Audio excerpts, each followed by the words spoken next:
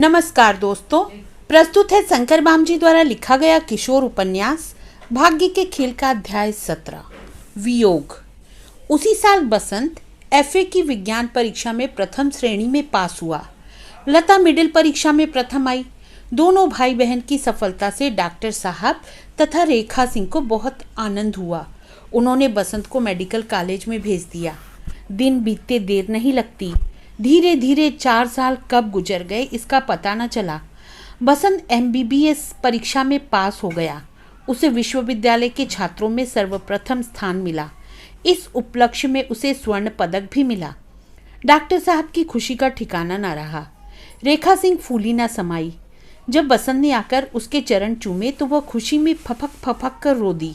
उसे गले लगाकर उसका मस्तक चूमकर गर्व का अनुभव किया।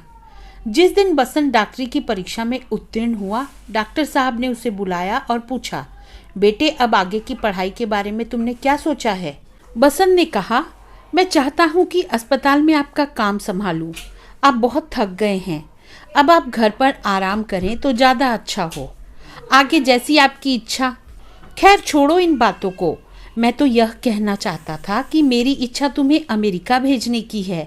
शिकागो से तुम एमडी कर लो तो तुम्हारे नाम में 4 चांद लग जाएंगे।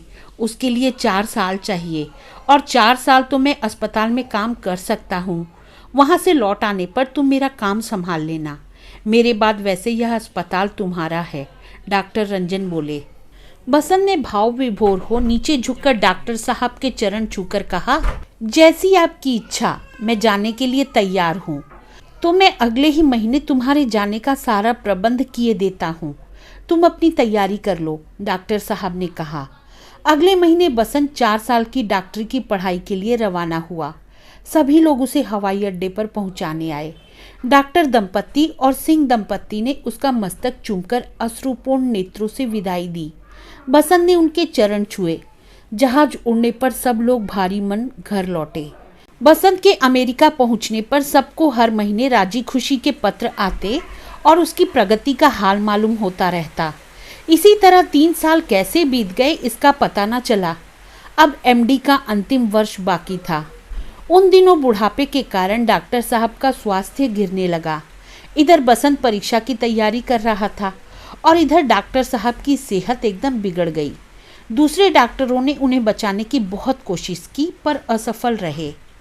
अंत समय निकट देखकर डॉक्टर साहब ने रेखा से अपनी इच्छा व्यक्त की, मीना का हाथ बसंत के हाथ में दे देना और लता मेरे राजू की बहू बने, मैं चाहता हूँ।